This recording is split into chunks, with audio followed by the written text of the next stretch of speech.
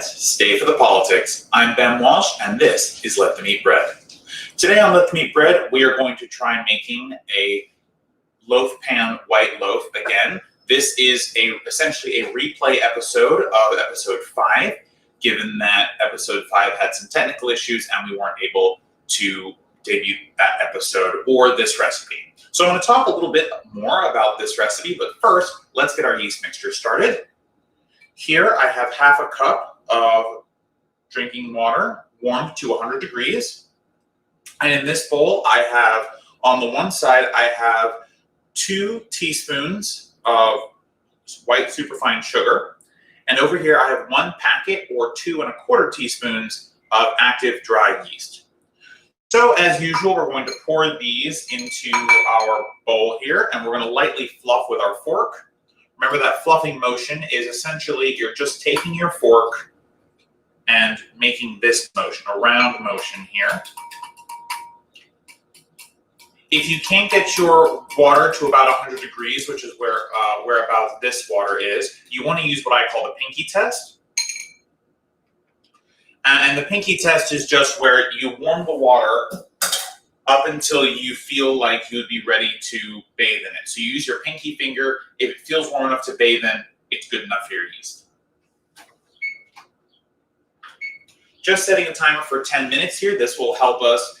This is going to give us all the time we need for our yeast to bloom. You'll start to see a little bit of foam coming up on the top here. That means your yeast is alive and active and ready to get rising some bread. So this is actually one of the easiest bread recipes out there. I love this recipe. It makes a lovely white bread with a gorgeous crunchy crust. And it's great for sandwiches. Yeah, that's it. Yeah, it's wonderful for sandwiches. And actually, it's really just kind of nice to just eat whenever. It's great, makes great toast as well. One thing I will say about this bread recipe is because it's not an enriched dough like we normally do with our challah, we are going to have to make this at a very high temperature. So don't do it now, obviously, but we're going to set our ovens to about 400 degrees a little later when we are ready to bake this. All right, so here I have between 3 3/4 and 4 cups of flour. I typically stick with the lower number of 3 3/4 cups of flour. This is so that I can make sure that if there is going to be some extra of an ingredient, it's extra liquid, because I can always add flour to it during the kneading process, which will make up for the fact that I didn't add all my flour in the beginning. It's a little harder to add liquid afterwards, so I like to always have a little bit more liquid as opposed to a little bit more flour. So this is actually a good hint anytime you're making bread. If a bread recipe gives you a range of flour amounts you can use, typically like 1/4 or 1/2 cup between the 2 values, always take the lower value. Worst case scenario, you have a little bit of a wetter dough as you need it, and you can always add more flour to it to dry it out. So anyway, that said, I have about 3 3/4 cups of all-purpose flour here. We're not using bread flour for this. You can, if you want to, it makes for a chewier bread, but I find this bread is already very chewy as is. So we are just going to use regular all-purpose flour. Oh, and one more thing I forgot to mention, this recipe comes to us from James Beard's on Bread. So yeah, if you need the recipe or want the book, you can see it here, the book anyway. And the recipe, of course, as always, will be posted underneath. Credit to James Beard. All right, so to our flour, we are going to add simply 1 tablespoon of kosher salt. You can use table salt. There's nothing wrong with it. I prefer to use kosher salt. And I find that a tablespoon is generally a good amount.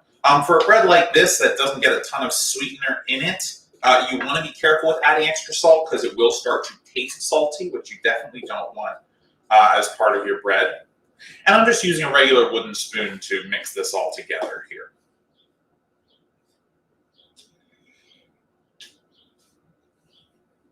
And as I said, this is an incredibly easy recipe. Not only are the only ingredients flour, water, sugar, and salt, it's very easy to put together. So as soon as our yeast is done blooming, and we have 7 minutes on our timer, but you can actually see that the yeast is starting to bloom already. So the reason I set a timer for 10 minutes, oftentimes there's other things I need to do in preparing for the bread, in preparing the dough. But the truth is, as soon as you see this little bloom here, this little bit of foam on top, I don't know if you can see from the camera. Let me see if I can bring it a little closer.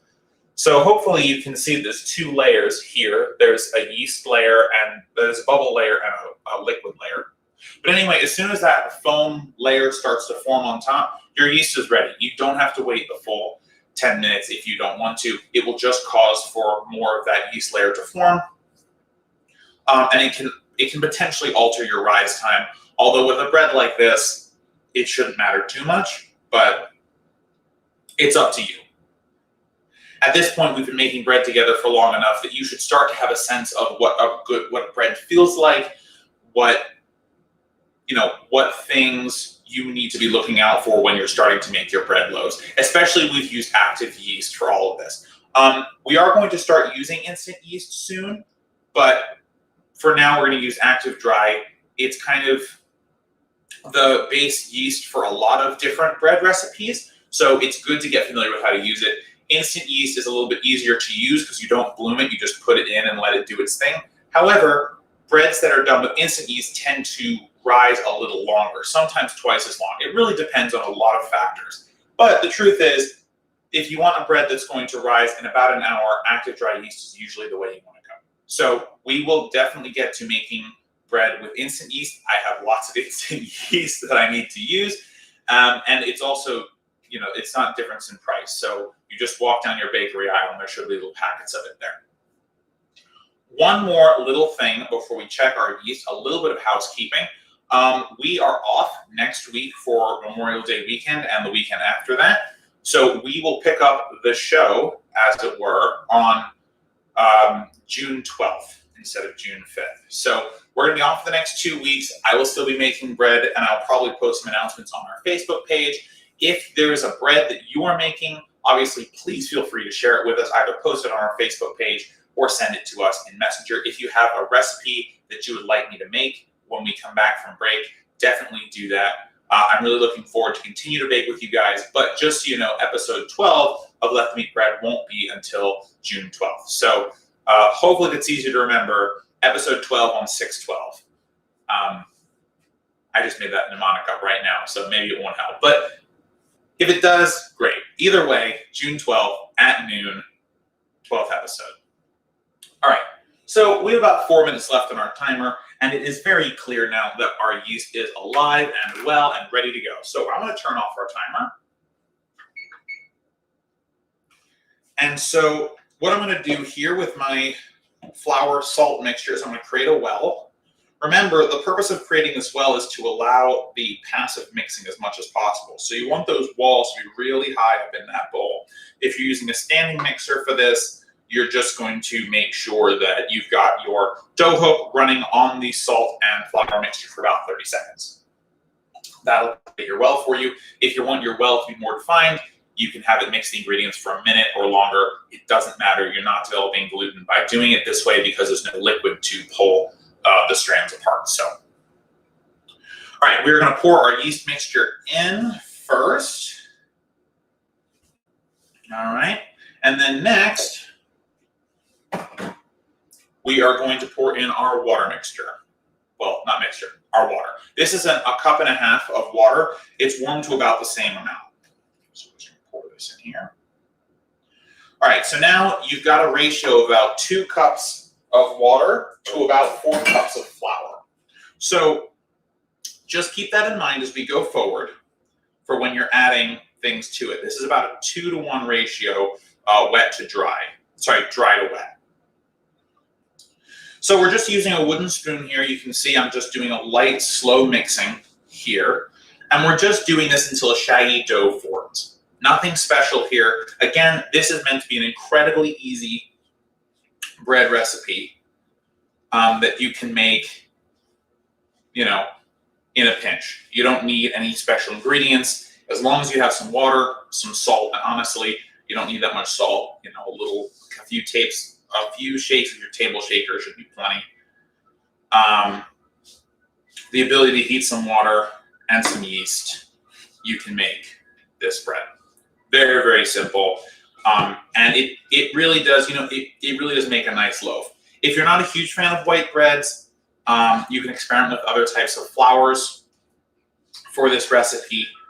Or you can experiment with this base recipe, right? You can add things, subtract things to it based on what your preferences are. But this is a really good kind of base recipe. And really, I should have done episode 1. This really should have been the first episode of Let Them Eat Bread. But I really love my challah recipe, and it's a big favorite in my house. So it's always kind of the default recipe for me to make. All right, so you can see now that I have a very rough dough that's formed. It's almost entirely into a ball, but you can see it's a little wet. You can see it's very sticky, right? It's hanging off my spoon here. So what I'm going to do, I'm going to put this aside for a moment. We are going to use a very, very light dusting of flour here. Remember, you can always add more, but only start with a little. And we are going to spoon out our dough to the best of our ability onto here. Now, if it sticks inside the bowl, that is just going to be A-okay. That's not a problem. Just come back in there with your spoon and just scrape that out. And if it's sticking to your spoon, dip your fingers in some flour, or flour your hands and just use them to remove the excess dough from your spoon. All right, this is pretty much done. You can see I pretty much got all the dough out of here. All right, so you can see I have a little bit more on my spoon, so I'm just gonna put a little bit of flour on it to help my hands. Oops, a little bit too much flour. That's right. So I'm gonna use my hands here and just, get rid of that extra. You are not gonna need your spoon again, so if you want, throw it in the sink or place it gently in the sink, whatever you prefer. Okay. All right, so just get off as much as you can. Some of this dough is gonna stick, that's all right. It'll stick to your hands, it'll stick to the spoon. That's what kneading's for. And then adding flour. So we're in the process of making it less sticky, but for now, don't worry too much about it. Okay. You'll start to notice that the dough feels both very warm and very soft. This is because there's nothing really complex about it. And you pretty much want all of your dough to feel about this soft. So if you're finding that you're making recipes and the dough doesn't feel very soft or very pliable, look at your ratios of dry to wet ingredients. You might need more wet ingredients because your dough will firm up a little bit as you add dry ingredients to it. When it's nice and sticky like this, it's going to be nice and soft.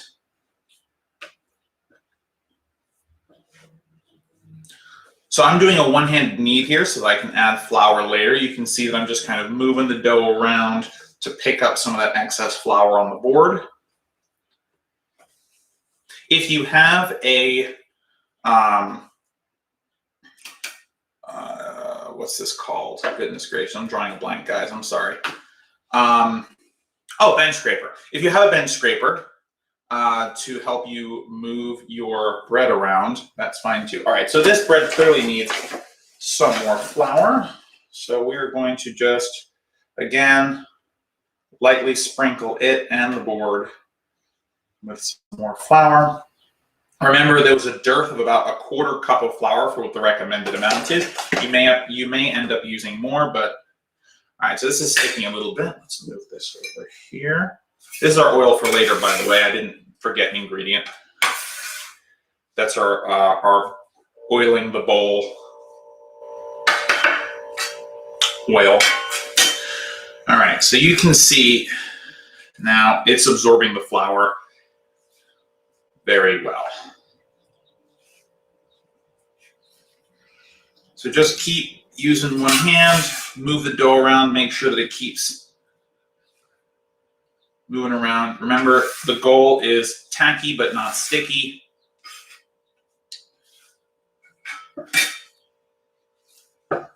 And if it's doing this, it's not done yet.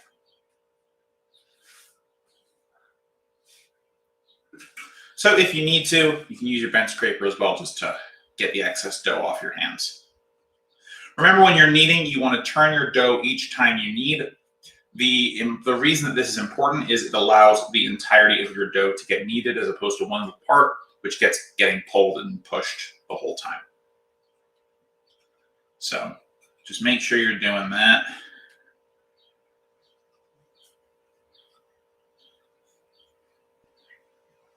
And if you don't really like the dough sticking to your hands and it really bothers you, next time you take some flour out, also sprinkle some on your hands.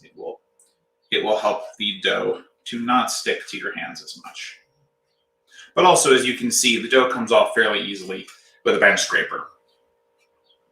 Oh, one last thing that I typically say, but I haven't said so far this episode, which is don't worry about your hands being on the dough. This dough bakes.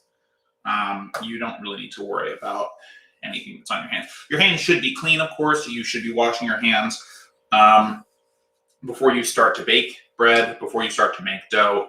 But if for whatever reason you're worried about, dead skin or whatever on your hands, don't be. Bakes off. Anything that could be harmful to you pretty much bakes off. So important to remember that as well. Okay, so you can see that I'm adding more flour to it. It clearly needs more flour, right? It's still sticky. All right, so it's starting to come together now. And this should actually, this is an easy one to knead one-handed. It's a pretty small loaf. If you want to do you can make this into a bulk recipe if you want, depending if you have a lot of loaf tins, or if you want to make free-form loaves. I'm going to show you how to make a free-form loaf today as well with this bread. We're gonna do that as well. So don't worry. I'm going to show you how to do this both with and without tools as usual. The name of the game on this show is accessibility. So we want to make sure that everyone can access how to make bread, because bread is one of those staples that you can't go without. People start revolutions over. Oh, speaking of accessibility, I recently learned from a friend of mine who is also a YouTuber that in order for this to be captioned live as I'm speaking, we need 1,000 subscribers, which is a lot. So if you would be so kind as to let your friends know that Let Them Eat Bread is out there, whether they watch or not. Obviously, we'd like them to watch. We want our videos getting out there. I think the politics, the worker-centered politics I talk about are typically important. But also, more importantly, bread is so important. It'd be nice if more people knew how to make it. So get your friends, your family to subscribe. I don't ask you guys to share individual videos. I don't ask for likes or comments or anything. But it would help to be more accessible to a larger audience if we could have 1,000 subscribers. So greatly appreciate any evangelizing on that front that you can possibly do to get us more subscribers so that we can have closed captioning while the stream is actually live instead of just waiting for when the video is over. Just for the accessibility portion of the show. All right, so you can see at this point, the dough is no longer sticky. It's still a bit tacky, which is great. Some dough is sticking to my hands, but not really that much. I can kind of get it off pretty easily without having to involve the bench scraper. So you're just going to keep kneading it until you think it's ready. Remember, as you knead it, as you pull those strands, it may require more flour, so just be mindful of that. If it starts to get sticky and less tacky, add more flour. And of course, keep kneading it. And with each knead, rotate. Super important to make sure that all of the bread is getting kneaded. You want your bread to rise nice and evenly, and the best way to make sure that happens is by making sure that it is kneaded appropriately.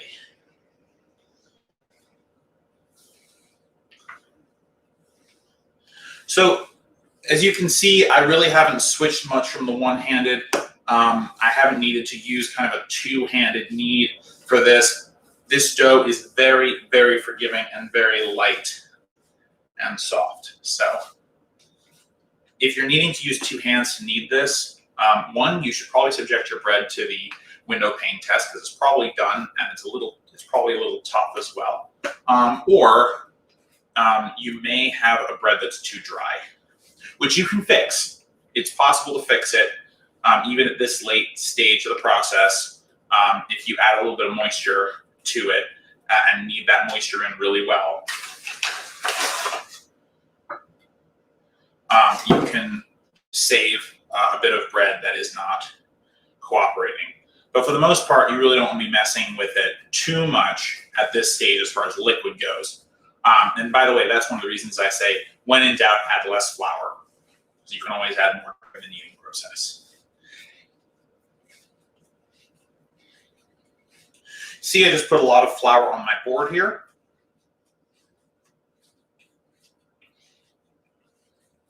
And that's because the dough got very sticky very quickly. So again, it's about feel. Be mindful. And if you've been kneading it for a while and you're like, you know what, it's tacky. I'm not sure I could knead it anymore. I'm not sure if I'm over kneading it. One of the things that you should know is that if you're kneading by hand, it's almost impossible to over knead your dough.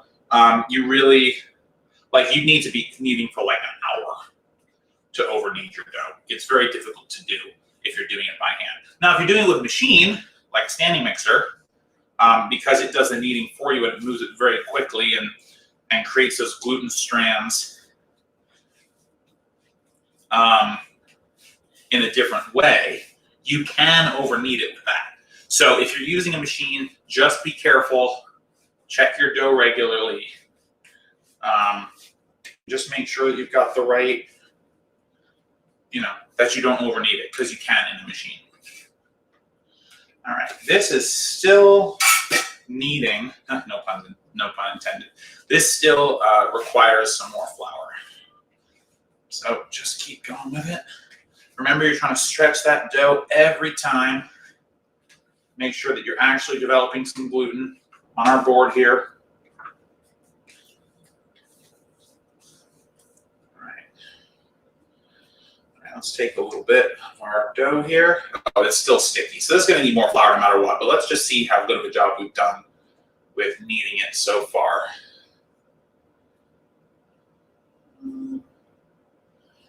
This is, oh no, it broke. See, it broke right through. Actually, it was better so you can see. Well, can you see now? No. Okay, that's not done. Not even close. And it looks like this is going to need a lot more flour, which is great.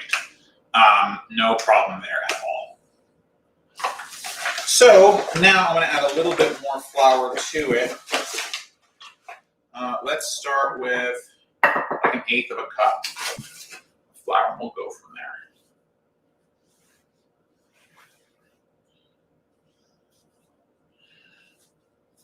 Remember, if your bread is sticking to your board, always use a bench. You can always use a bench scraper or a knife to just get it off of there. If you have little parts of your bread that's sticking to the board, or for some reason the dough is leaving little tracks, or it's bleaching the board, again, just use a bench scraper to get some of that stuff up, and you can mix it into the bread, and it will not harm the bread. So don't worry about that. And oftentimes, those little bits that are stuck on the board, are good for the bread too. So just, if you need to in the middle, just kind of like get a hard scrape in there. Get some of that flour and water mix off your board.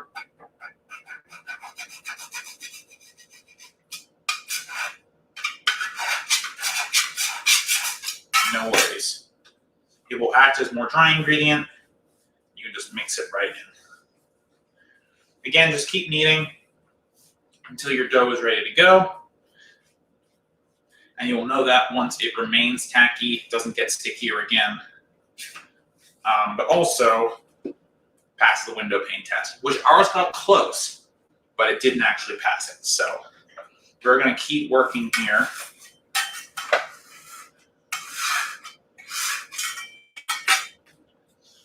I'm going to keep working on this, and when it comes back to being sticky again, which it's kind of getting to, you can kind of see now that it's sticking more to my hands.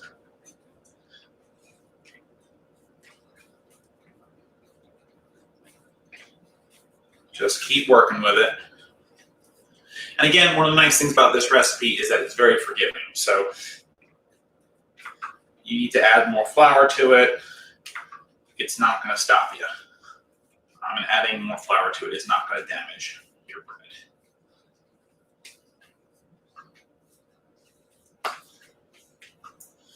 All right, I'm going to add a little bit more flour to this, and then I think we are close to done. I can feel that it's getting nice and stretchy.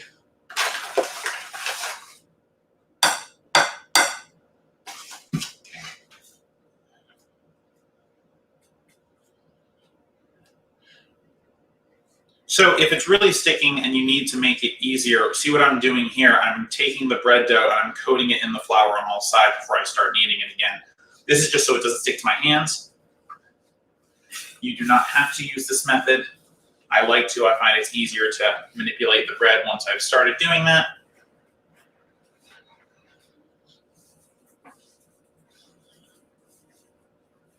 See if there's anything in the chat for me to address while I'm kneading here. No, there is not. If you have questions about bread or about any of the topics that we talk about as we're talking about them, I keep the chat up the entire time. So if for some reason I say something that doesn't make sense, that you don't understand, you disagree with, chat. Throw it in the chat. Or if you see it after we're live, throw a comment. I will respond. I read all comments.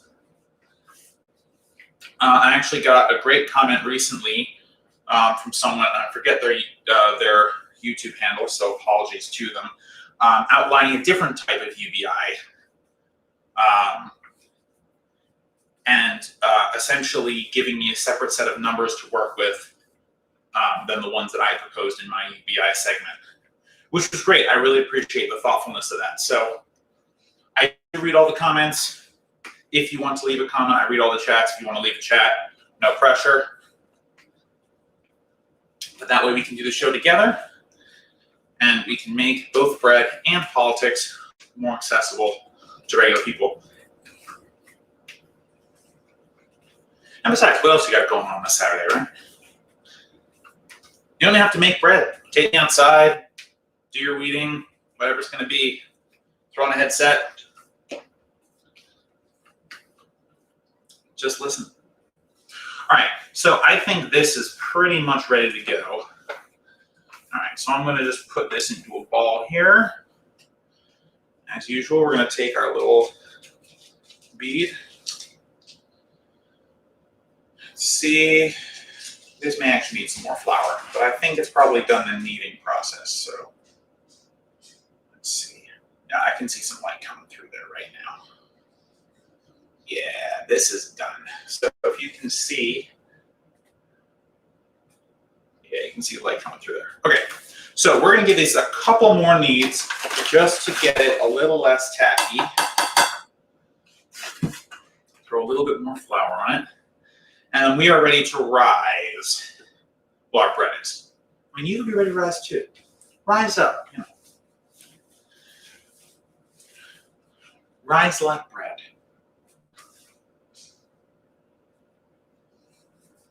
Oops. Right. A few more kneads to get this together. And get the remainder of the flour off of our board here. And you should actually feel the bread firm up just a little bit as you knead it. So if it is firming up just a touch, that is A-okay.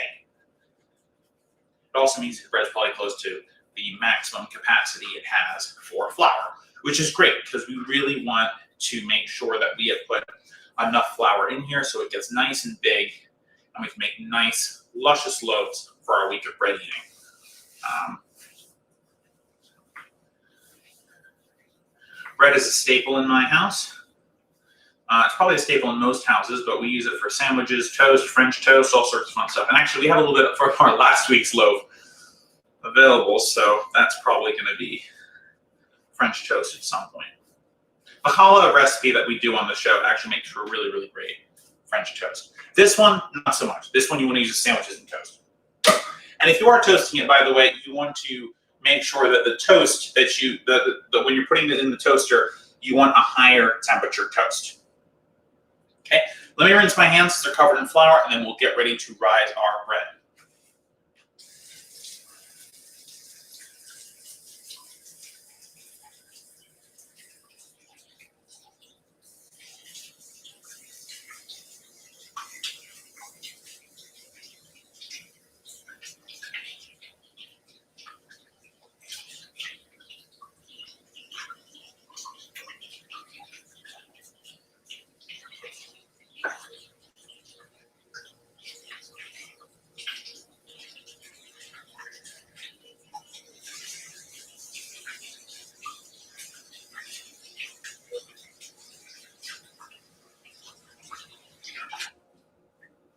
All right.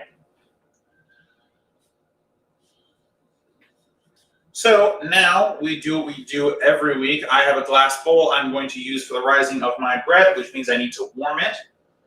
So I'm going to do that real quick. Well, actually, it doesn't feel cold at all. Actually, it feels pretty room temperature. So actually, I'm not going to warm it this week. So here's what we're going to do. We're going to take about 1 to 2 tablespoons of oil. Just pour that in our bowl here. That may have been a little too much.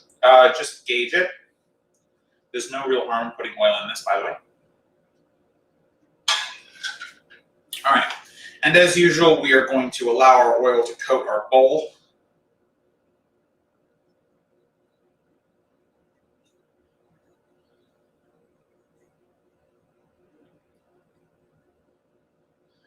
And then when it is finished doing that, we're just going to go to our hands and move it in around the bowl. You want a light layer of oil around the entirety of the bowl.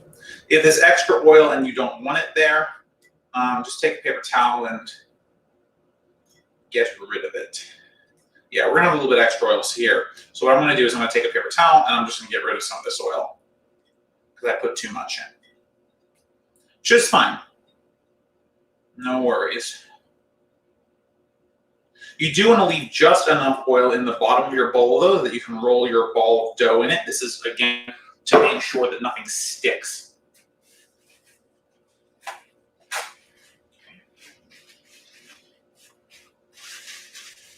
So we're just going to absorb some of that extra oil at the bottom here. And we've got a nice little chunk of oil at the bottom. Make sure everything is nice and lubricated, of course, but anything extra can go in the bin.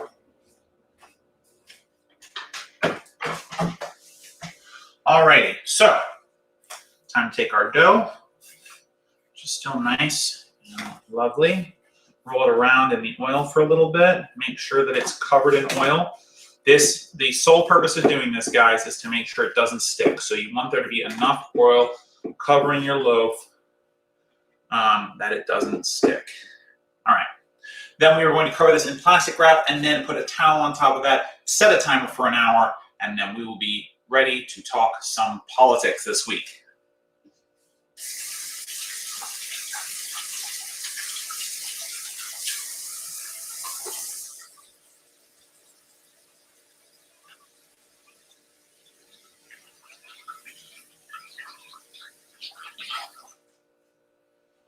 All right.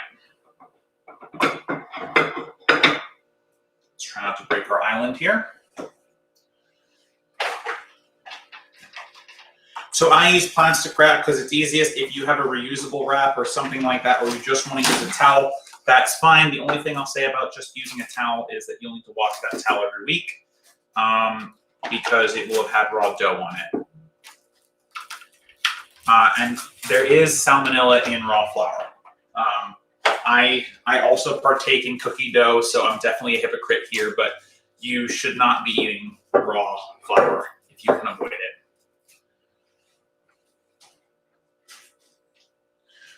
All right, our tea towel. Oops. Looks like I spilled my water a little bit. Luckily not on my laptop.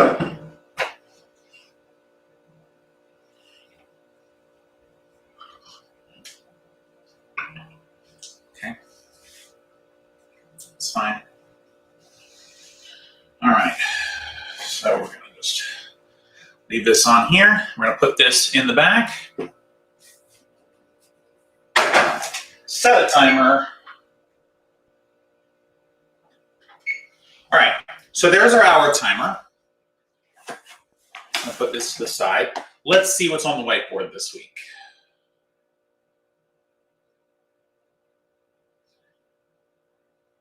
All right, so we're going to have this a little bit bigger. Okay, so before we get started, we are going to talk a lot about Isreal this week. And I want to give a little bit of context to my evolution on this issue and kind of, give you, so this is coming from a good place, right? So I'm Jewish. I should just start with that. I'm an American Jew. And I kind of grew up learning that, all Palestinians are terrorists and Hamas uses them as human shields and they're the bad guys and Israel the good guys. And that Israel is kind of perpetually under attack by foreign powers that are trying to eliminate it. And that to be a good Jew, especially be a good Reform Jew, was to be pro-Israel, whatever that means. So, as I've learned more about this over time, and as my worldview has expanded and I've done my own research, I've come to learn that things are not so black and white, of course, right? So, of course, right, you know this. But, when you are taught this your entire life, it's very difficult to change your perspective, right? You come at things with a perspective, and it's difficult to change that perspective once it's ingrained in you. And when you're a Reformed Jew in America, lots of your early Jewish education centers around Israel and, Zionism being a good thing and kind of an education about Israel as, our home away from home, our second home, a place that we can experience national identity. And at some point in the future, I'm going to do an episode where I talk about national identity and national consciousness versus nationalism, which I think is a much worse ideology. But actually, national consciousness has been a helpful ideology for many groups over time and has helped them gain their independence from oppressors and things like that. So I'm coming at this like I will not use anti-Semitic tropes to talk about Israel. I'm not going to equate Israel with Judaism. I'm not going to equate the people of Israel with the government of Israel, okay? There are lots of factors here. And if you are someone who believes that Jews equal Israel, or that Israel equals Israeli government, or that Israeli government equals Jews, you just have it wrong. That's just not true. Not all Jews believe in Zionism. Not all Jews even believe that Israel should be where it is. And there's nothing wrong with those Jews. It doesn't make you anti-Semitic to be a Jew who says, hey, I have questions about the way Israel conducts its governmental business. It doesn't make you anti-Israel to say that I have critiques of the American government. Just like it doesn't make you any less American to say I have a problem with the way Donald Trump or Joe Biden or Bill Clinton or Barack Obama or George Bush does things, right? These are all, it is important to understand that the conflicts, and I use that plural, that have been going on in the Middle East area that is now called Israel from 1948 to the present, have to do a lot with geopolitics. They have to do with some levels of indoctrination. They have to do with the coexistence and non-coexistence of individual groups of people, but they also have to do with the political aims of certain governments and who they appeal to. It's not a religious war. This is not about religion necessarily. Not all Jews represent Israel. Not all Muslims represent Palestine, and vice versa. Okay, it just doesn't work that way. So if you believe in a free Palestine, or you believe in Israel's right to defend themselves, and you're going after regular Palestinians or regular Jews or regular Israelis living in America, stop doing that. Okay, this is not helpful. Also, calling people who have concerns about Israel anti-Semitic is also not helpful. One, because they're never going to listen to you. They're just going to turn you off. They have nothing to say to you once you call them an anti-Semite, okay? You can't change their mind then. You've turned them off to any good reasons you might have for your opinions, okay? And if you call someone, and on the other side, right, if you call someone who is critical of the Palestinian Authority an Islamophobe, you've turned them off too, okay? So I've heard reports recently of people being attacked in New York City because they're Jews, and people are equating Jews with Israel. Jews and Israel are not the same thing. Jews and the Israeli government, not the same thing. No more than I am a representative of the American government, okay? It is very important that we as the left, but also as the greater community as a whole, stop thinking in these barbaric smallities that reduce whole peoples to particular words or categories without understanding the nuances of people, of the differences that exist within groups of people, okay? And this is especially true in the Israel-Palestine issue. And because I'm going to talk a lot about it today, and I'm going to talk about it in ways that are very critical of the Israeli government, but also critical of the American government, I want to just come out here and let you know that where I came from, what my understanding of this is, what I believe the nuances are, so that when we're having this conversation together and in the comments and things like that, we can go forward with a mutual understanding of each other, okay? Right. That being said, I do want to move to our first topic. So I'm sure you've heard about what's going on in Sheikh Jarrah, the neighborhood in Jerusalem. 8 Palestinian families were to be evicted there. A rough timeline of events is as follows. Israel moves to evict 8 Palestinian families from their homes in the Sheikh Jarrah neighborhood of Jerusalem, East Jerusalem. Protests against that occur in the Sheikh Jarrah neighborhood, but also at the Al-Aqsa Mosque. Those protests draw the attention of Israeli police and military police, who use all sorts of force against the Palestinians there, including firing weapons into the Al-Aqsa Mosque while people are praying. There is a harrowing video from that. It's very difficult to watch. And after that, the Palestinian Authority in Gaza started shooting rockets into Tel Aviv as retribution for that. The Israeli Iron Dome missile defense system, which the United States provides and maintains for Israel, shot down 90% of those rockets. But there were casualties on the Israeli side. I believe that there were not, as of my last following up, there were 9 dead Israeli civilians and 1 dead Israeli soldier.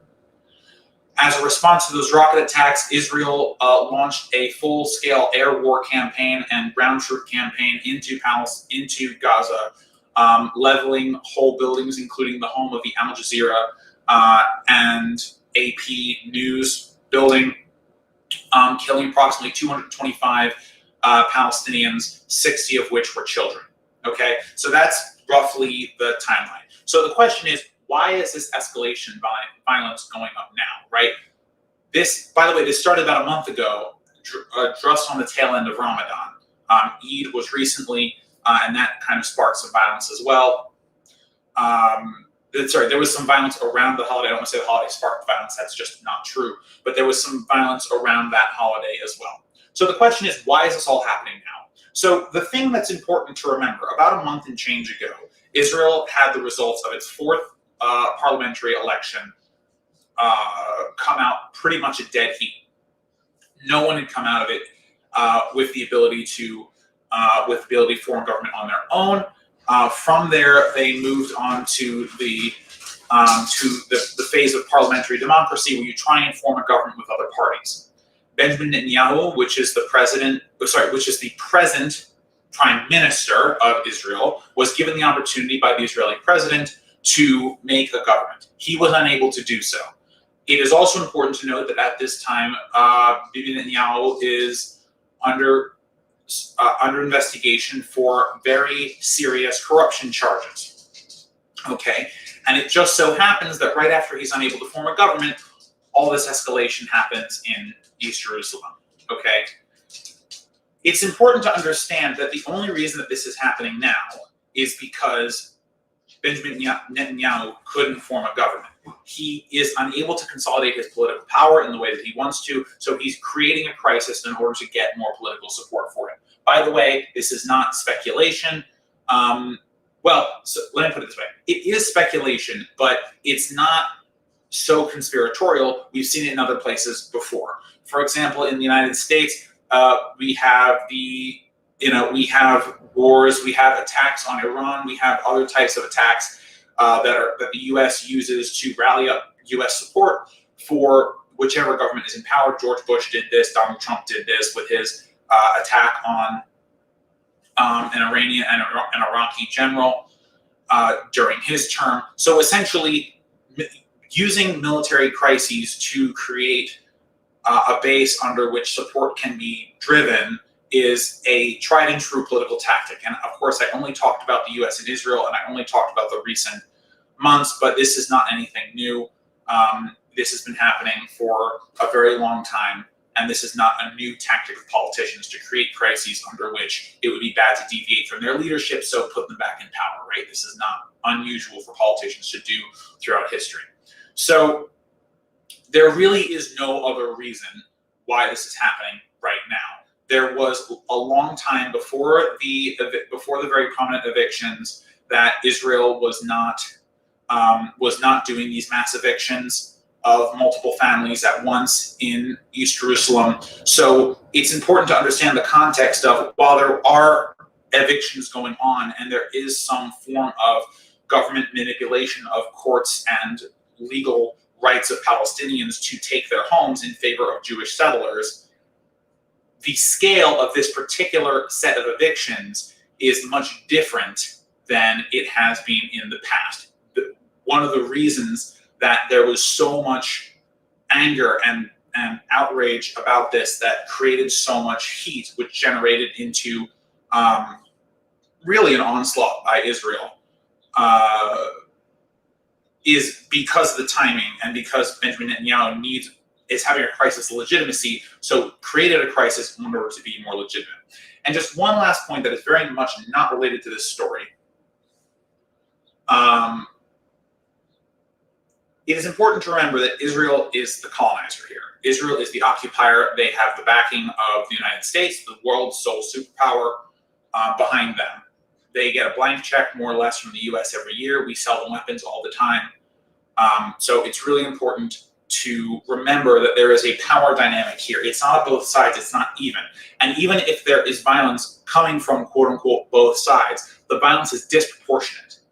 Okay? The stat I gave you earlier about Iron Dome shooting down 90% of the missiles that are being shot from Gaza, there is no Iron Dome for Palestine. Every time Israel wants to strike a building, it comes down because Israel has an unimpeded ability to fire into Gaza and the West Bank. There is nothing protecting them, right? So that's important to remember as well.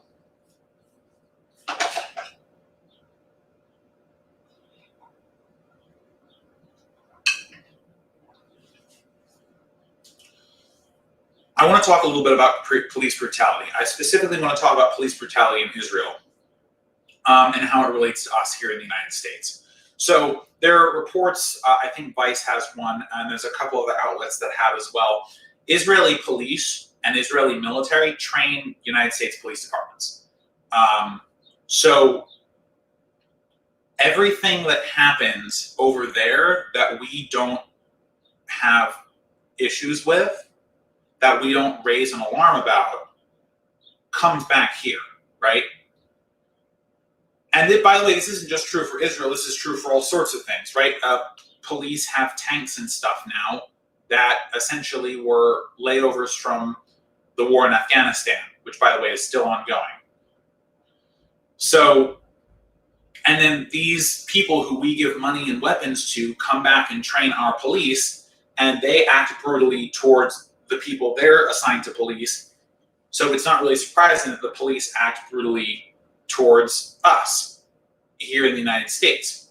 So there is lots of footage right now about about Palestinians who have been brutalized by police, whether this was just the firing of tear gas and rubber-coated bullets into the Al-Aqsa Mosque or into other protest areas, or even just the dragging of people out of their homes, even the dragging people out of their homes like we see done in the U.S. The reason that the scenes in Israel look so familiar to us on the left here is because if you've been paying attention to the way that police violence unfolds in the United States, it is very similar to the way that police violence unfolds in Israel. And the reason is because they're training our cops. So it's incredibly important to find out as much as you can about where your local police force gets its training, who is doing that training, what kind of training they're provided. You know, in theory, good people go into the police forces, both here and in Israel. But the truth is, the brutality that is taught in these training programs, it makes people into monsters. And I really don't say that lightly. You know, I've known cops in my life, and they seemed like good people, and I'm sure they were good to their families and their circles of friends and things. And I don't want to take that away from them. But when you're on the job, when you have a badge and a gun, when you're told you have the authority over people's life and death, and you don't have the type of restraint that we would expect from police, and you see instead brutality, whatever goodness that you spread to you and yours at home is nullified. It's not, you don't get to have that moral, you don't get to have moral clarity there. And if you don't have, you know, some form of cognitive dissonance to see the types of behaviors that you're perpetuating on different groups of people, then I don't really know what to tell you, right? Police brutality is wrong in any situation. But the reason I bring it up in the Israeli context is, one, because we're seeing it a lot more now, but two, because it just looks so familiar. The scenes just look so familiar. They look like DAPL. They look like Ferguson. You know, they look like Philly and other cities. They look like Rodney King. This is a perpetual problem. We can help stop police brutality by changing the way that our police officers are changed. There's also other things that we can do to make sure that our police are held responsible for when they do things wrong. But for now, we should consider that we are allowing a foreign power who brutalizes people within its borders to teach the people who brutalize us within our borders. And once we realize that, we start to realize that the old leftist saying is true, which is all of our problems are truly connected. So Israel's been bombing the Gaza Strip recently. A ceasefire has been agreed to.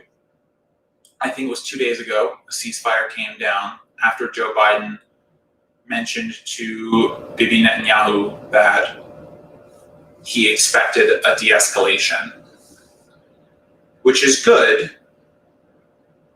There's a couple problems with it. One, Israel has broken ceasefires in the past. Two, Biden, if he had this ability to get Israel to stop on his own, and I don't know if that's true for sure in his defense, but if he had this ability and he let it go on for 11 days, then he has blood in his hands. If you have the ability to stop a slaughter and you don't, you have blood on your hands. It's not difficult. But the reason I'm bringing this up again is because, as I mentioned earlier in the program, the building housing Al Jazeera, which is a Qatari-owned media outlet, and the Associated Press was bombed. They were given about an hour to evacuate all their people from the building, and then the building was shelled and totally demolished. So why would you bomb media buildings? And before I address this question, I just want to bring up a couple of inconsistencies. So the spokesperson from the Israeli military goes on to CNN. I think he's talking to Brian Stelter. He's talking to Brian Stelter, And Brian Stelter asks him, so can we see the evidence? Because you said you had to bomb this building because there's Hamas terrorists operating in it. So can you show us the evidence? He's like, well, no. Because they asked, well, do you have the evidence? It's like, well, we believe that there were Hamas terrorists in there, which is why we did what we did. So, first of all, you should have completely definitive intelligence that you are going after terrorists before you do something. And by the way, this isn't just for Israel. The U.S. should do this too. Our drone strikes hit 90% the wrong people, okay? We are no angels here, and we certainly have no right to be telling other countries about their human rights abuses. But I'm not trying to both sides this, okay? The issue right now is that the Israeli government bombed a media building, and when they were questioned about why they did it, they said they had evidence. When they were asked to produce that evidence, they got shit, okay? They had nothing, okay? The other thing is, too, if you are concerned that there are terrorists operating out of that building and that there are terrorists in there that you're trying to get, why would you issue a call to evacuate the building? Now, I'm glad they did, don't get me wrong, because lots of innocent people would have been killed if the evacuation had not gone through. But this is incredibly hypocritical. So you're telling us that the building is so dangerous it has to go because there are terrorists in it that are acting, that are harming Israelis. Okay, that's logical point number one, fine, whatever. Logical point two, we're going to call the building first and make sure everyone evacuates. Then what was the point, right, of leveling the building? Because at that point, they just take all their weapons, in theory, and everything else they have, all their planning and whatever, they load it into a couple bags, they run out the back door right before you bomb the building. They just go set up somewhere else. So what's the point of destroying the building? And by the way, I'm sure the Israeli spokesperson would have no idea how to answer that question. Because there's the thought into this, and it's hard to say it's anything else. I genuinely believe that they bombed that building because the graphic images coming from the AP and from Al Jazeera were making Israel look bad. Why else would you bomb a media building? It doesn't make sense. The purpose of journalism, and by the way, many of the journalistic outlets in the United States are utter garbage and don't do their job and suck up to power and yada yada. But the point of journalism, at its core, is to challenge power. So you really know you're challenging power when power bombs your fucking building. By the way, the AP and Al Jazeera both came out afterwards saying that this is going to slow down their coverage. Well, mission accomplished then, for Israel anyway. You got to put a little bit of a delay on the delivery of the news of the heinous crimes, war crimes that you're committing there. There is no reason to bomb a media building, to kill journalists. And by the way, journalists are killed all over the world. Being a journalist is actually one of the hardest and most dangerous professions in the world. In Mexico, journalists are killed all the time, very regularly. In the Middle East as well. North African journalists are killed fairly regularly too. There are journalists that are killed for their reporting all around the world. Sub-Saharan Africa has its issues as well, especially in northern Nigeria, reporters are killed. But the reason that you kill journalists, that you destroy journalistic outlets, that you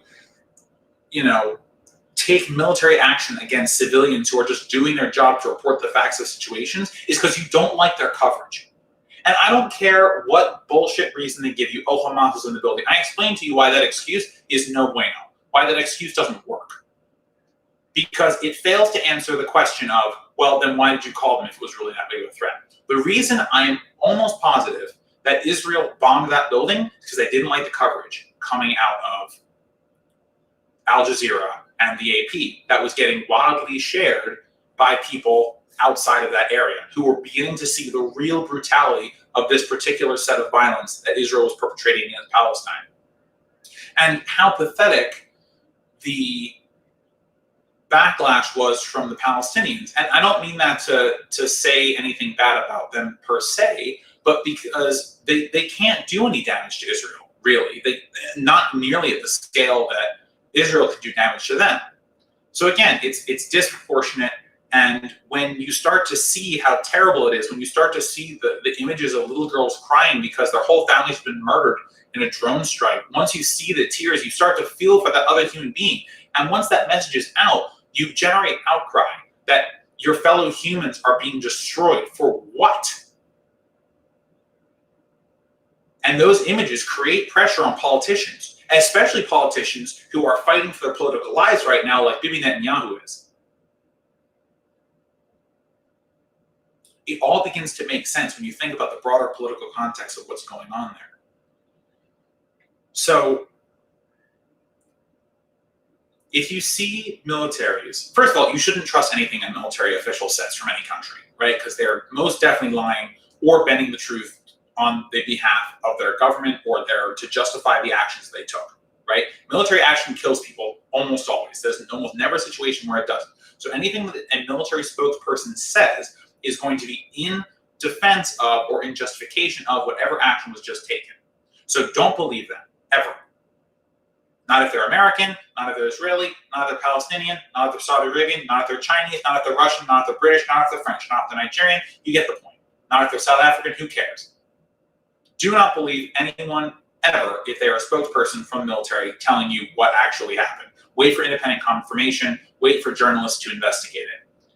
And if those journalists are attacked by the military who is doing the destructive actions, you've got your answer.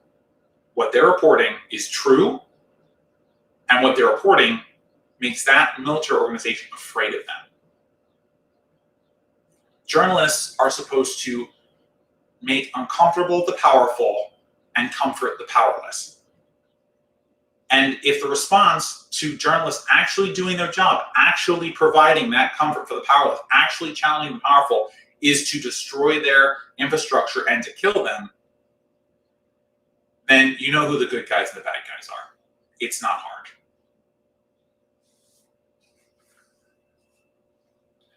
So I want to tell you a story. It's a story of a group of people who felt powerless. They were living in a country that wasn't their own, or wasn't their own any longer, and they were oppressed. Their rights were not taken seriously. They were being oppressed and suppressed by the powers that be, and they get so tired, they get so fed up of being oppressed that they start to act out. They start to commit little acts of insubordination, civil disobedience. And because that isn't working to change the way that they're treated, they start to use violence. They get makeshift weapons or they steal weapons from places, and they start to execute violence against the power. Who are these people I'm talking about? Who are these terrorists who would challenge the power of an oppressive regime? The colonists. The American colonists in the 1770s.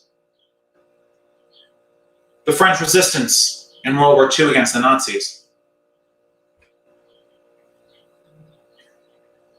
Eastern Europeans who challenged the Nazi incursion into their lands. Greeks who pushed back against the Persians and their invasion. Turks who pushed back against the British occupation of the Middle East.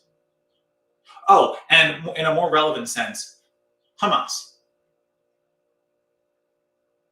In our history, when we look back, these people are called freedom fighters. But oftentimes their fight is a guerrilla fight. They can't fight the oppressor out in the open.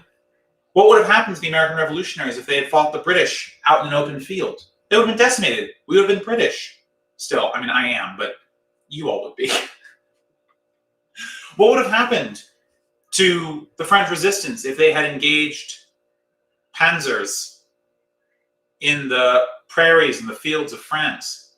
They would have been slaughtered, massacred. Any of the intelligence they were gathering couldn't have gone back to Britain to help them plan D-Day. It's not difficult to see why we celebrate these people in the past, looking backwards. But in the present, they're often called terrorists. And the reason they're called terrorists is because they're violent. And that's fair. Terrorism is violence perpetuated on innocent persons. Well, sorry, is violence perpetuated on innocent or non-innocent persons for political or religious motives. So the French resistance was fighting for free France from the Nazis. The American colonists were fighting to be free of British rule. And in order to have any chance of defeating the power that they were up against, they had to fight from houses, from walls, from civilian areas. When you're a guerrilla force, you can only win in ambushes. You can't take on your opponent in broad daylight. You'd get slaughtered. Your battle would be over. But all of those people are heroes. We look back in time, we say they're heroes. We call them freedom fighters, revolutionaries. But when it comes to the people of Gaza today, Hamas, people of Palestine who are in Hamas, who feel that they have no way out of the terrible situation they're in other than to fight, they're terrorists. Well, Ben, they're firing rockets from civilian places, which causes Israel to level whole blocks. Okay. But all that's changed is the weapons are different. The strategy is the same. The only way that you beat your oppressor is to fight from places you can hide. Because the oppressor has all the power. If you don't, I keep bringing up that Israel is the more powerful in this situation, is backed by the world's sole superpower. I keep bringing it up, and I keep driving it home, because if you want to call Hamas a terrorist organization, you want to call them insurgents, that's fine. We're going to disagree on wording, but that's your choice. What we can't disagree on is that the power dynamics there are not even. Just like they weren't in the American Revolution, just like they weren't in the French Revolution, just like they weren't when the French resistance was pushing back against the Nazis, just like when the Italian resistance was pushing back against the Nazis. When you're fighting a power larger than yourself, you fight from hiding places. You take pot shots, cheap shots. You don't fight in the open field because you'll lose. The only chance you have of winning is to fight from the shadows. Gaza and the West Bank are some of the most densely populated places on Earth. Even if for a moment we believed that they could fight from open fields, show me the open fields that they can fight from. Show me the non-populated areas that they would have some safety in. It doesn't exist, which is the point I'm trying to make to you. We will look back in history, regardless of what happens, and it's very likely that we will not get a two-state solution. And it's very likely we will not have a free Palestine. But whatever movement that Hamas and other organizations and revolutionary groups create to better the people that they represent, we look upon them in the past and say that that work was good work, even though there was loss of life. When the only chance you have for changing anything is to fight from among the population, is to be demonized as terrorists, even if you have 1% chance of hoping that your life will get better, you take that chance because you're living the alternative. It doesn't get better if you just comply. And that was as true now, that's as true now as it was in the days of the French resistance. Our perspective is different because we're seeing it now. Because the weapons are different. Because the mythos of these people hasn't been written yet.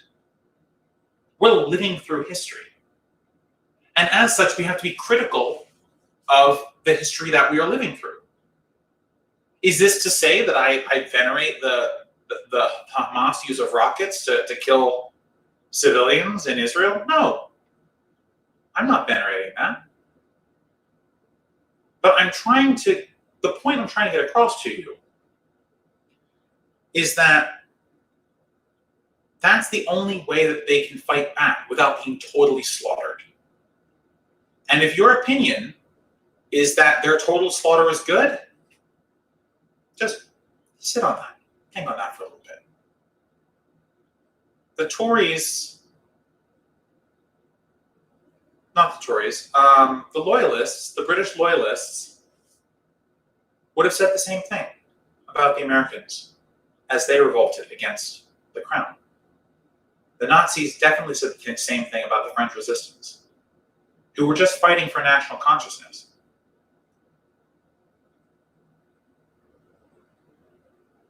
But we look back at them, we think on them very differently. All I'm asking is for you to take a critical look at what's going on, compare it to those venerated heroes of our past days, and then answer the question,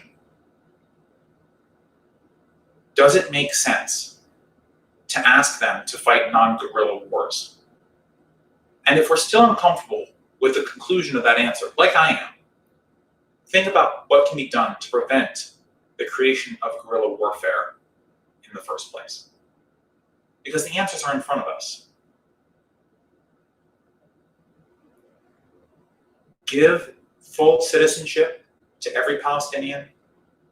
Grant a right of return to Palestinians to the extent that that's possible. You don't have to give them back their same houses, but allow them to live in Israel, get full citizenship, voting rights, and all that.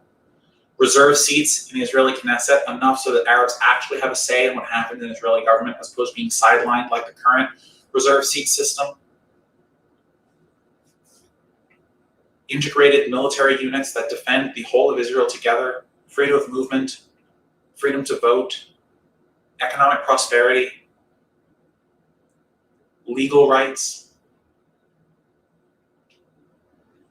Palestinians are humans. They want the same rights and freedoms and safeties that we all enjoy. And if they enjoyed them truly and equally to other Israelis, then I'm almost positive that you would not have this guerrilla war going on. And if you did, then condemnation, real condemnation from people who are presently on all sides of this issue would make sense. But right now, without consideration of the broader political upheaval and the broader oppression that's taking place, one-sided glances into this guerrilla warfare are not only unfair, but they're disingenuous.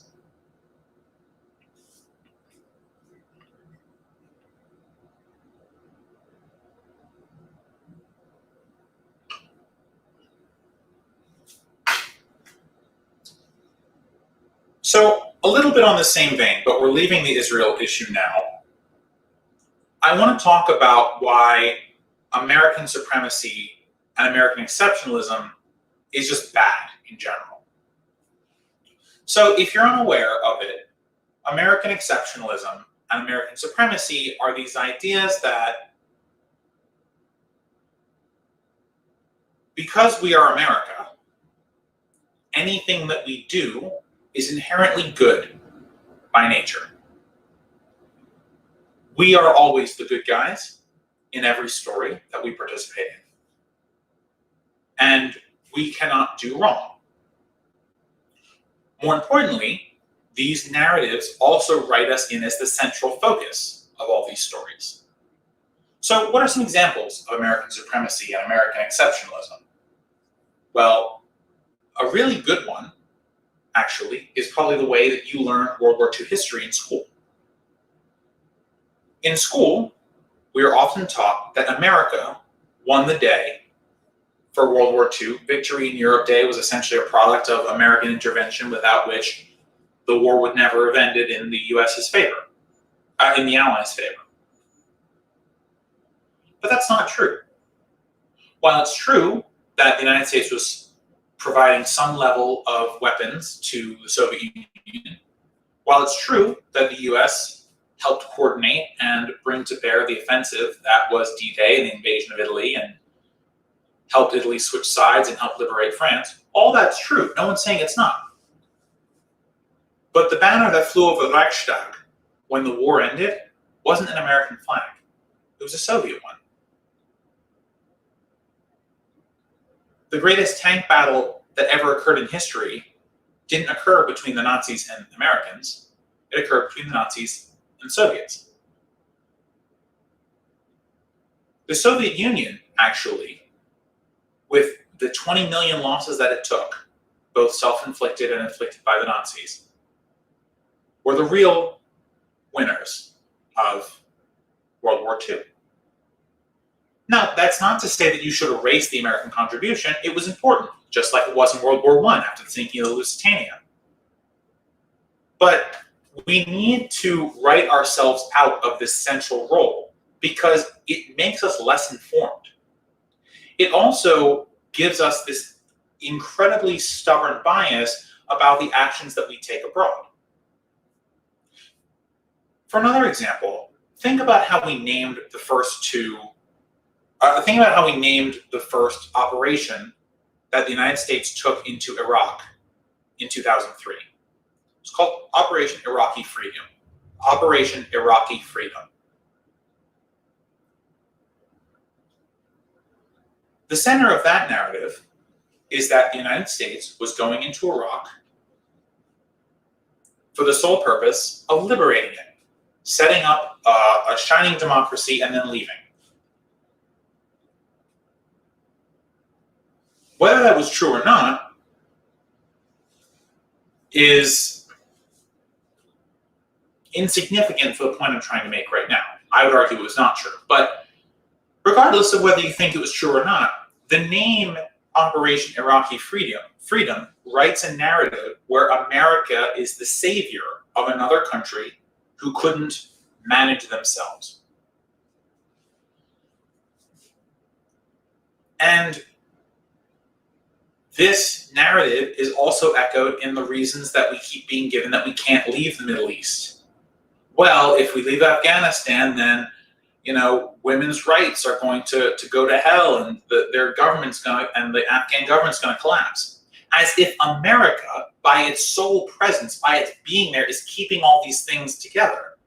Where the truth is nowhere close to that. The Afghan government has been a mess since before we arrived. Human rights women's rights in Afghanistan weren't great before we arrived and got worse while we were there. If they are to get worse when we leave, that has nothing to do with us. We made them worse by being there. But the narrative that's woven for us, the tales that we're told back here in the United States, when the Iraq War and the Afghanistan War are even mentioned, which is very rare, is that we, America, is the glue holding the whole Middle East together, and without which it would all go to shit. But that's not true at all. It's a story that we tell ourselves. And by the way, this is a story we've told ourselves throughout time. I gave the world wars examples, but if you look farther back at Manifest Destiny, that is an example of American exceptionalism, American supremacy at work. We said, we're America, which is a good thing. We are inherently good. We're going to bring democracy, so we should conquer from sea to shining sea. We should invade the Mexican Empire, which I believe was New Spain at the time. We should buy Louisiana from the French. Should invade Florida. Because we can bring them democracy. This story isn't new. These excuses that we make for ourselves, they're not new. But as we look back in time, we can see that they've colored the way that we interact with the world. They've made us an aggressor. They've made us hated. People look at America as the biggest threat to world peace. A study, I believe, done in 2019, a world survey of 50,000 participants, rated the United States as the biggest threat to world peace. Another issue where American exceptionalism colors our view is climate change.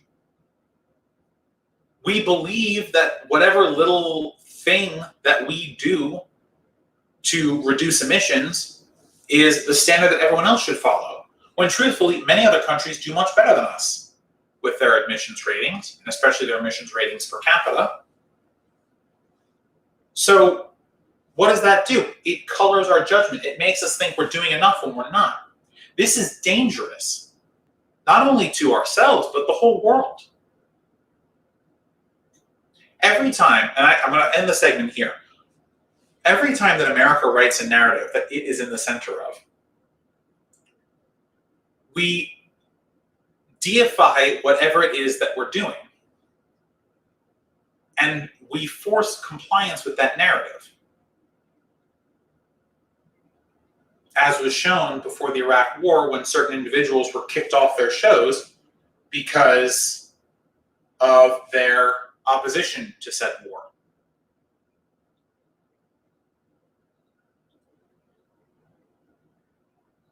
Our whole education is centered around American exceptionalism, American supremacy. But if we look back at our own history, we'll see that that's not true. And if we do look at the good things America has done, we can value those. That's fine. But we need to stop writing America as the center of them, as the one who can do no wrong. Because it's a lie. It's always been a lie. America is a country full of people like any other. We can do good, and we can do bad. When we consider the actions that our country takes in our name and with our money, we must consider that we are simply a player in a larger game.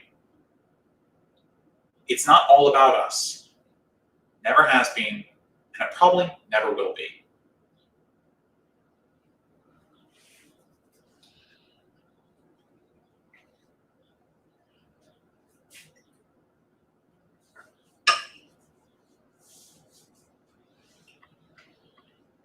So there is a pretty big issue that I want to talk about that you probably won't have seen in your regular media. It's the last thing we're going to talk about today. So in Europe right now, there is a lot of talk about artificial intelligence.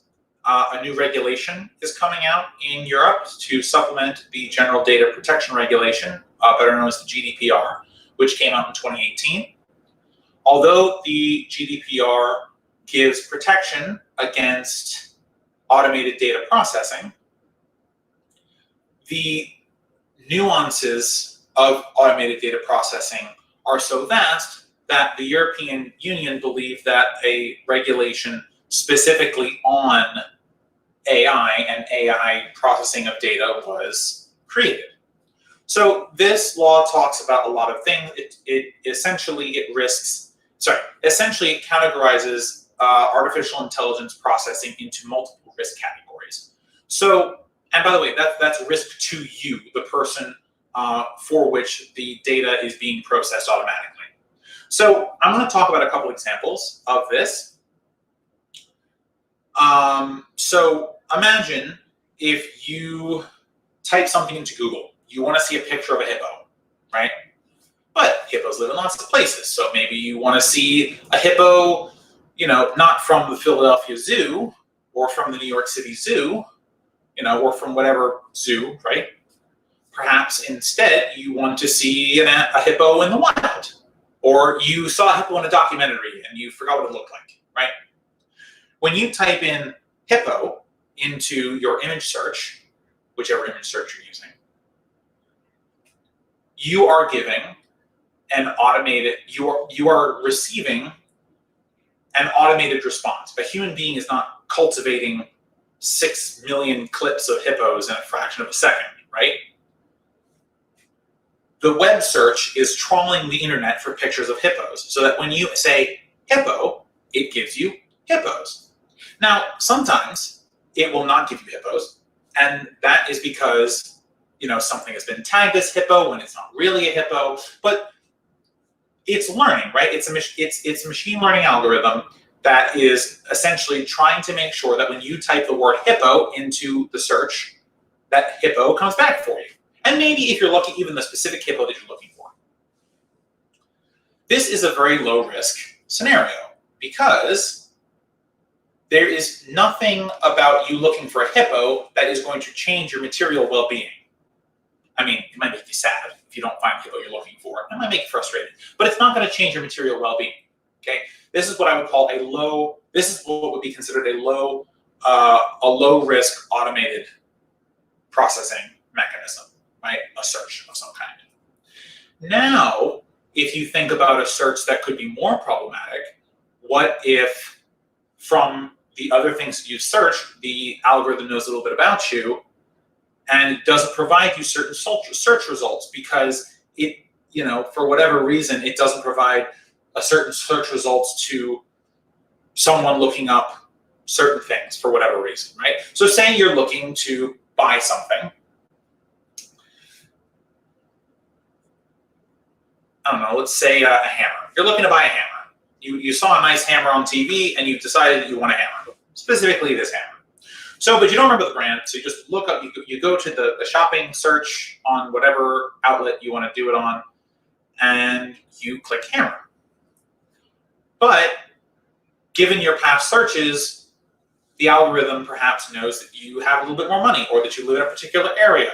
So even if other areas might ship a hammer to you, it's only going to show you certain things. It's only going to show you certain hammers from certain areas. Now, again, this doesn't materially alter your well-being too much. Maybe you'll spend an extra $5 on this hammer instead of getting the cheaper priced hammer. But you can see how there are gradients of processing and material harm. Now, imagine on the other end of the spectrum, you're applying for a job or you are applying for a loan and you enter in your information and the algorithm decides that you are not eligible for the job or that you're not eligible for the loan. Well, that has harmed you materially. Perhaps that was the job you had the best chance of getting. Perhaps that was the only job that was available to apply for. Not likely, but maybe it was. Or maybe the only one that you're qualified for at this time.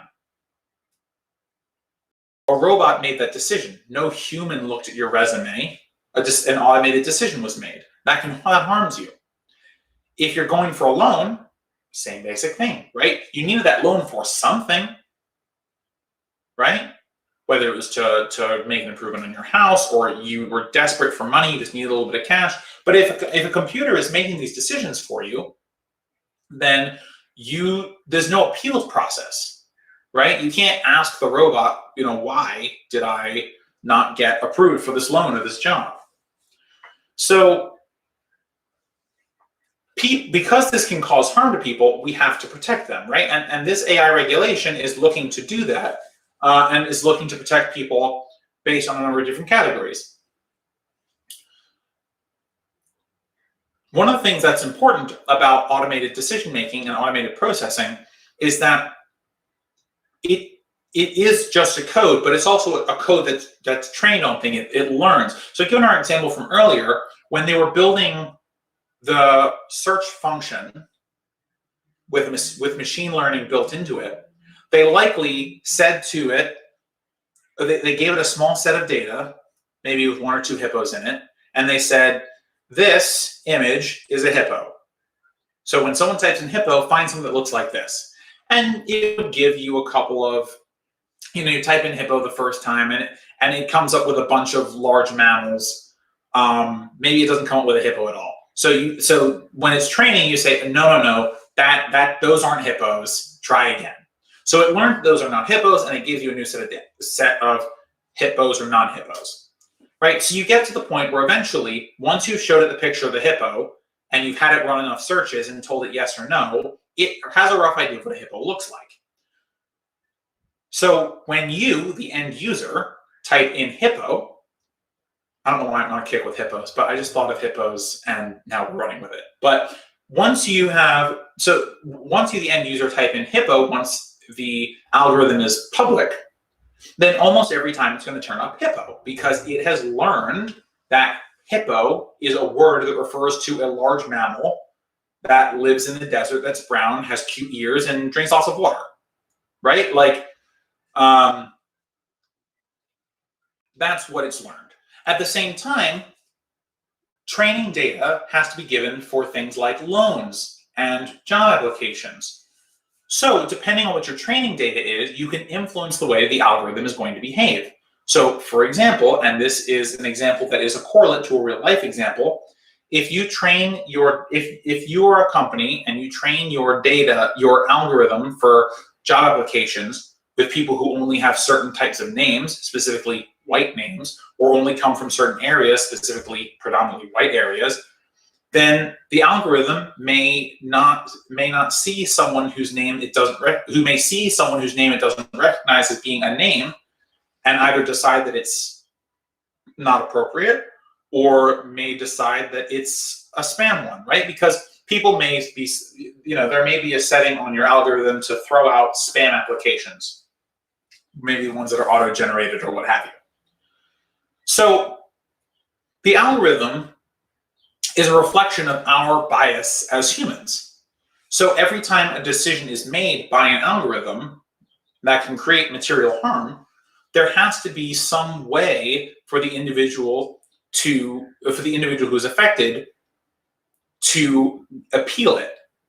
Because if the robot is making these decisions without any supervision, which oftentimes it's not, it will simply reflect the bias of the people who created it. So, and this is true, many times automated systems are considered racist because they are trained on data that doesn't include names that are traditionally used by non-white individuals. So it recognizes the names of white individuals and places them first, or accepts them more, or is more likely to accept them because it recognizes more parts of it. And remember, it's not smart. It's not the algorithm itself isn't racist. It's reflecting the potential racism of the creator, or the potential biases of the creator, right? So it's important that we think about in a very concrete way what it means when we are asking computers to make these decisions for us. And as we do that, we can evolve to the point where our computers are making better decisions. In the meanwhile, while we don't have that, which we do not, there needs to be a human being behind it, right? And essentially the process for that goes as follows. So you're an individual, you apply for a loan, say. The automated decision, or you apply for a credit card. This happens a lot too. So you apply for a credit card, and the automated system says, no, you may not have this credit card. You really want that credit card. So you, luckily, you live in a jurisdiction where there is an appeals process in place for you to talk to another human being about your denied application. So you get denied, you call up a human being, and the human being says, he or she or they say, oh, well, actually, your profile is the type of one that we would give a loan to or a credit card to. So they issue you the card. Okay, problem solved, right? After that happens, though, that shouldn't be the end of the train. What should happen afterwards is that the algorithm should be taught that this type of profile, the one that you've just submitted and gotten denied for, is actually an acceptable profile. And that will help the algorithm to learn and to remediate this issue so it doesn't happen to someone in your same place in the future. Whether this happens now is unclear, but hopefully, as this AI regulation evolves in Europe and as similar regulations take hold in the rest of the world, these types of things will be addressed. And by the way, the reason I say that as AI regulations take place in the rest of the world is because one of the things that we saw with the General Data Protection Regulation when it was passed in 2018 is that it spawned all sorts of privacy laws being written around the world. Specifically, Japan and Canada revised their privacy laws in order to get adequacy agreements from the European Union. You see in California the passage of the CCPA, and then more recently the passage of the CPRA, two privacy laws that are meant to be commensurate with the GDPR. You see privacy laws popping up in states all throughout the country. And although we are in desperate need of a privacy law in the United States as a whole, you can see that the GDPR has been an excellent influence on privacy protections throughout the world. The hope is that the AI law will do the exact same thing, and that moving forward, that any situation where you go to plug in information to a place where an automated decision is made about you, you will have the protection of those laws, and just in case the algorithm is racist or biased in some way, there will be an appeals process so that the harm that is potentially placed upon you is remediated. All right, that is just about the end of our politics section. Great timing, me. Tap myself on the back there. All right, so now we are going to see our bread that has risen. Let's bring this guy over here. Big reveal. Holy moly, look at that. That bread has more than doubled in size. Okay, great. So we're going to put our towel over here for now. It's good. It's a nice morning here. Okay. So we are going to be making 2 loaves today, a freeform and a loaf pan loaf. As promised, let's take our plastic, put it over here on our scale. Let's just pour this out. Come on. There you go. Oh, that was more difficult than it had to be. All right. So we're just going to knead this together real quick to get the air out of it, but also to get it nice and tacky again, and to get it as one whole thing. We are then going to divide it in 2 and shape it. And I'll tell you what to do with it as we move forward. All right, so this did not need a ton of kneading. Ooh, it smells so good. It smells so nice. Okay. So you're gonna see it's pretty similar size to what it was before. Don't worry about that. All right, so let's weigh it first, see how much it weighs, and then we can divide that in 2. Oh, we're in pounds, okay. Boop. All right, so this weighs about 40 ounces. Oops. So we want 2 20-ounce loaves.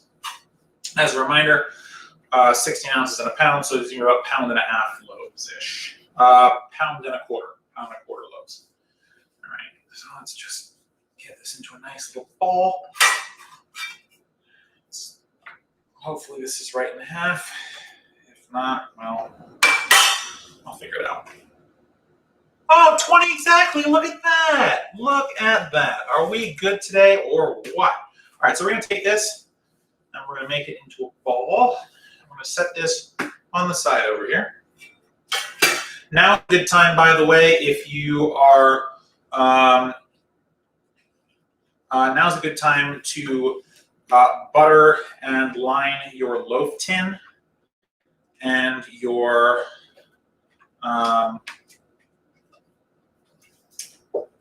tray. So you can see what I'm doing here is I'm just trying to get this to be rounder and flatter. And the reason we're doing this is because we're going to roll this up. So one of the ways that you can do this, so use gravity. Gravity is your friend to kind of make this as round as possible. Stretch those edges out. Just use your fingers to make this as round as possible. It may be difficult to do. Don't worry about that. If it gets too thin in one place or too thick in another, just use your fingers, press it back into the middle. The dough is very forgiving at this stage as well, so don't worry about it. Just keep moving it around until it's more or less an oval.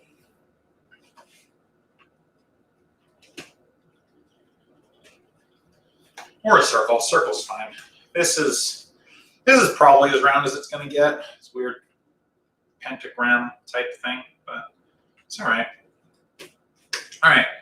So this is going to be our free form. So what we're going to do is we're going to take one side here, take and fold. Take the other side here, take and fold, and then we are going to roll like a burrito our bread. So this shape, this round shape here that I just created is called a batard, B-A-T-A-R-D. And this is going to rise into our ovular loaf. So if you want, now you can see that my ends are sticking out a little bit here. Just tuck them in and on both sides and you're doing this because you want it to be ovular, not less tube-like than mine is.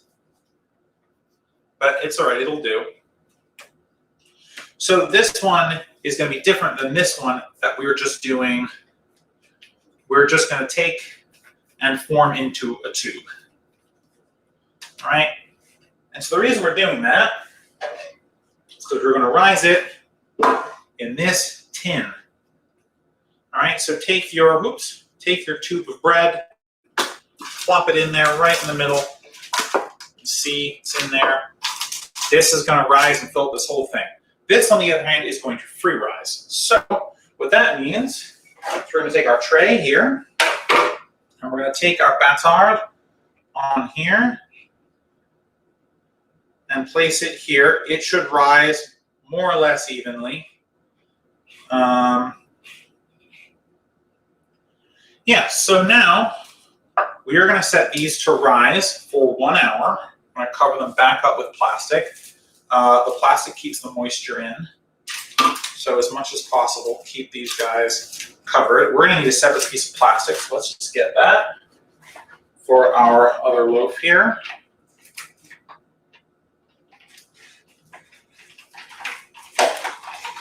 Apologies, I'm fighting with the saran wrap today. Don't fight me right now. I really need this to not. Okay. All righty.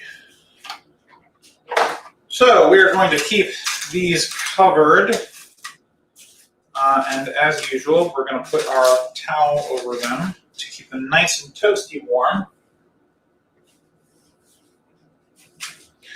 All right, so now you're going to set another timer for 1 hour, okay? After you do that, you are going to turn your oven on to 400 degrees Fahrenheit. While it's warming up, you are going to paint either with some water or a paintbrush or whatever you have the tops of these 2 loaves with milk or water, okay?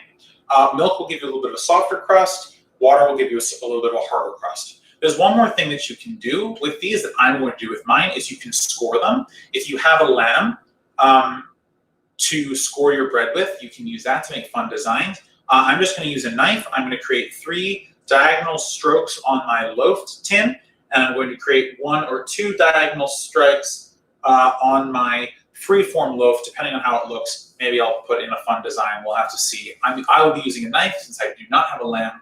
But if you have a lamb, obviously make sure to make some fun shapes and send them to us on Facebook.com/LetTheMakeBreadShow.